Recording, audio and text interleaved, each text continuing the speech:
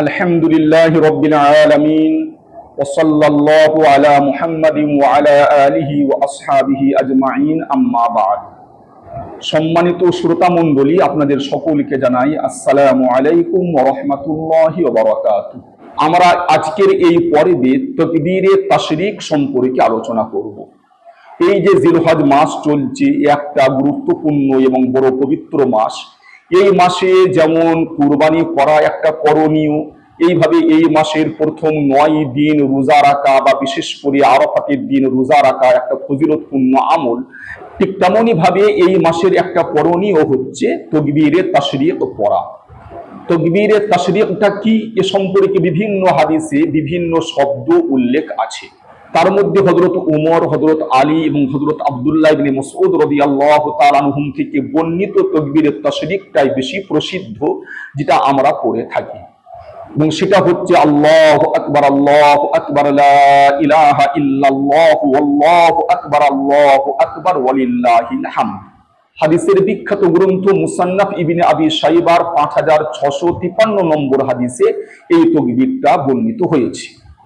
সুনানে দারাকুতিনির 1734 এবং 1735 নম্বর হাদিসের মধ্যে আছে যে হযরত আলী, আম্মার ইবনে ইয়াসির এবং হযরত জাবির রাদিয়াল্লাহু তাআলা আনহু বর্ণনা করেছেন যে আল্লাহ রাসূল সাল্লাল্লাহু আলাইহি ওয়াসাল্লাম জিলহজ মাসের ৯ তারিখের ফজরের নামাজ থেকে ১৩ তারিখের আসরের নামাজ পর্যন্ত প্রত্যেক ফরজ নামাজের সালাম ফিরিয়ে এই তাকবীরে তাশরিকটা পড়তেন।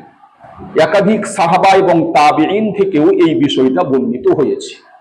মুস্তাদরাকে হাকিম গ্রন্থের 1112 নম্বরে হযরত উমর রাদিয়াল্লাহু তাআলা আনহু থেকে এবং 1113 নম্বরে হযরত আলী রাদিয়াল্লাহু তাআলা আনহু থেকে এবং 1114 নম্বর হাদিসে হযরত ইবনে আব্বাস রাদিয়াল্লাহু তাআলা আনহুমা থেকে এবং 1115 নম্বর হাদিসে হযরত আব্দুল্লাহ ইবনে মাসউদ রাদিয়াল্লাহু তাআলা আনহু থেকে এই বিষয়টা বর্ণিত হয়েছে।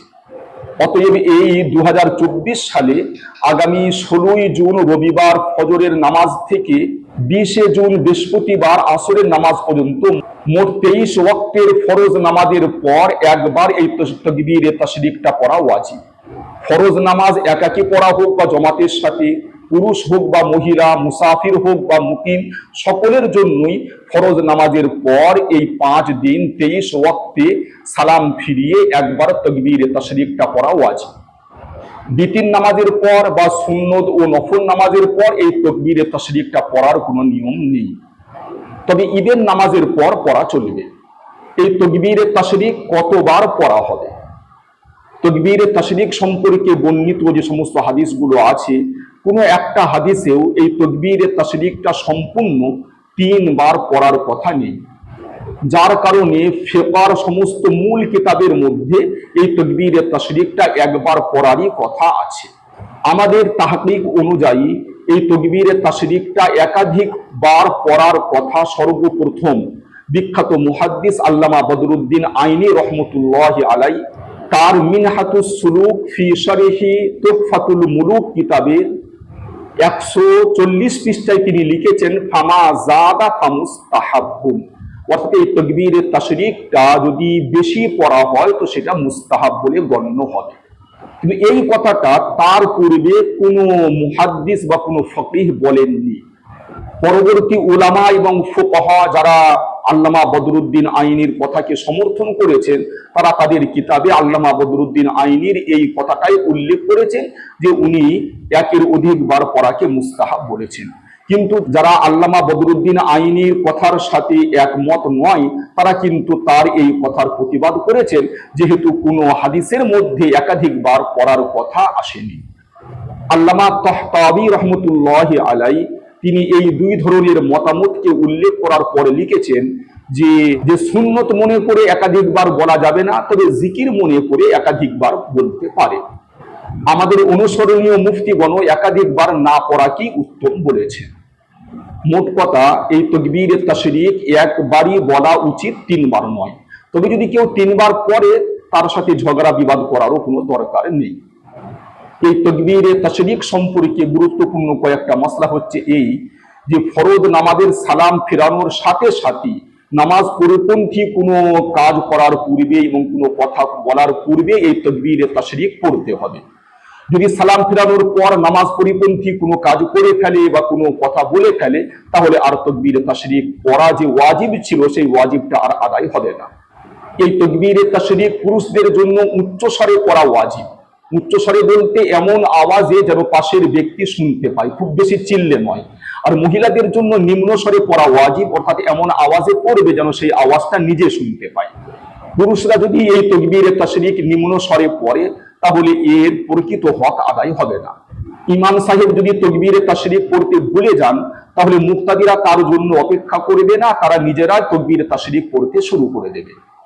কাজা নামাজের পরে তাকবীরে তাশরিক পড়া হবে কি হবে না, এই ব্যাপারে মসলা হচ্ছে এই, যদি এই জিলহজ মাসের 9 তারিখ থেকে 13 তারিখের আসর পর্যন্ত যে 5 দিন, এই 5 দিনের মধ্যে কোনো নামাজ কাজা হয়ে থাকে এবং সেই কাজা নামাজটা এই 5 দিনের মধ্যেই আদায় করা হচ্ছে, তাহলে সেই ফরজ নামাজের পর, মানে সেই কাজা নামাজের পর তাকবীরে তাশরিক পড়বে। আর যদি এই 5 দিনের পূর্বে যে নামাজ কাজা হয়েছে তার কাজা আদায় করা হচ্ছে এই 5 দিনের মধ্যে, তাহলে সেই কাজা নামাজের পরে তাকবীরে তাশরিক পড়বে না। এইভাবে এই 5 দিনের মধ্যে যে নামাজটা কাজা হয়েছে, যদি এই 5 দিন পরে যদি সেই কাজা নামাজটা তোলে, সেখানেও সালাম ফিরানোর পরে তাকবীরে তাশরিক পড়বে না। মুসবুক অর্থাৎ যার 2-1 রাকাত ইমামের সাথে ছেড়ে গেছে, ইমামের সালাম ফিরানোর পর যখন সে ব্যক্তি নিজের বাকি নামাজটা পড়ার জন্য উঠবে, তো নিজের নামাজ শেষ করার পরে যখন সে সালাম ফেরাবে, তখন সালাম ফিরিয়ে সে তাকবীরে তাশরিক পড়বে। এখানে একটা বিষয় বলে রাখি যে এই তাকবীরে তাশরিকের ইতিহাস সম্পর্কে কিছু বক্তা একটা ঘটনা বলে থাকেন, এবং কিছু কিতাবের মধ্যেও এই ঘটনাটা উল্লেখ হয়েছে যে যখন হযরত ইব্রাহিম আলাইহিস সালাম হযরত ইসমাঈল আলাইহিস সালামকে জবাই করার জন্য তার গলায় ছুরি চালাচ্ছিলেন, তখন আল্লাহ তাআলা জিবরাইলকে দিয়ে একটা দুম্বা পাঠিয়েছিলেন আসমান থেকে। তো হযরত জিবরাইল ভয় খেলেন যে আমার পৌঁছানোর আগেই হয়তো ইসমাঈল আলাইহিস সালামের গলা কেটে যাবে, তাই উনি দূর থেকে বললেন আল্লাহু আকবার, আল্লাহু আকবার।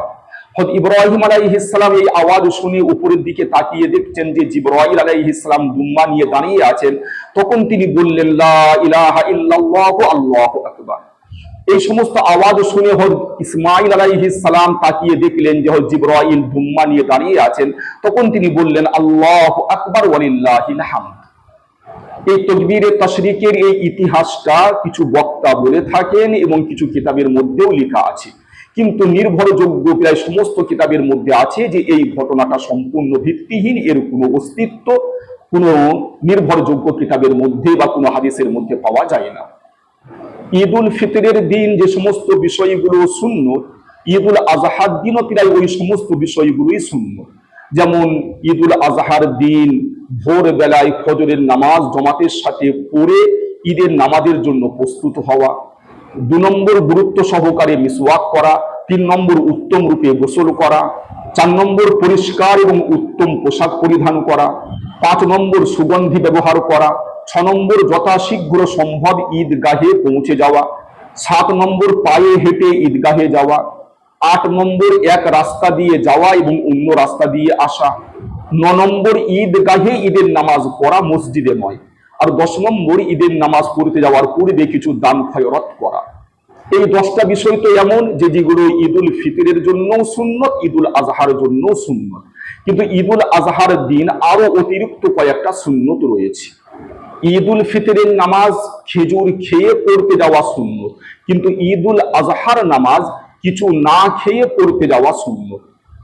তিরমিজি শরীফের 542 নম্বর হাদিসের মধ্যে আছে যে আল্লাহ রাসূল সাল্লাল্লাহু আলাইহি ওয়াসাল্লাম ঈদ উল আজহার দিন নামাজ না হওয়া পর্যন্ত কোনো কিছু খেতেন না। আর মুসনাদে আহমদ গ্রন্থের 23,042 নম্বর হাদিসের মধ্যে আছে যে কুরবানির পশু জবাই না হওয়া পর্যন্ত কোনো কিছু খেতেন না। মুসনাদে আহমদ গ্রন্থেরই 22,984 নম্বর হাদিসের মধ্যে আছে যে আল্লাহ রাসূল সাল্লাল্লাহু আলাইহি ওয়াসাল্লাম ঈদ উল আজহার দিন নামাজ থেকে ফারিগ না হওয়া পর্যন্ত কোনো কিছু খেতেন না, এরপর প্রথমে তিনি কুরবানির পশুর মাংস খেতেন। তো এই সমস্ত হাদিসের দ্বারা আমরা বুঝতে পারলাম যে কুরবানির দিন সকাল থেকে কোনো কিছু এমনকি পানি পর্যন্ত না খাওয়া, কুরবানির দিন সর্বপ্রথম নিজের কুরবানির পশুর মাংস দিয়ে খাওয়া শুরু করা সুন্নত। দ্বিতীয় পার্থক্য হচ্ছে ঈদ উল ফিতরের দিন ঈদের নামাজের পূর্বে চুল নখ ইত্যাদি কাটা সুন্নত, কিন্তু ঈদ উল আজহার দিন ঈদের নামাজের পূর্বে চুল নখ ইত্যাদি কাটা যাবে না, কুরবানি হওয়ার পরে তবে কাটা যাবে। তৃতীয় বিষয় হচ্ছে প্রায় সমস্ত উলামায়ে কেরাম একমত, ঈদ উল আজহার নামাজ পড়তে যাওয়ার সময় রাস্তায় তাকবীরে তাশরিক উচ্চ স্বরে পড়তে পড়তে যাওয়া সুন্নাত, এবং ঈদের নামাজ শুরু না হওয়া পর্যন্ত ঈদগাহেও এই তাকবীরে তাশরিক পড়তে থাকা। অতঃপর ঈদের নামাজ থেকে ফারিগ হয়ে কুরবানি করা, এটা হচ্ছে সব থেকে গুরুত্বপূর্ণ সুন্নত। আল্লাহ তাআলা আমাদের সকলকে এই পবিত্র ঈদ উল আজহার দিন সমস্ত সুন্নতকে মেনে চলার তৌফিক দান করুন। ওয়া আখিরু দাওয়ানা আলহামদুলিল্লাহি রাব্বিল আলামিন।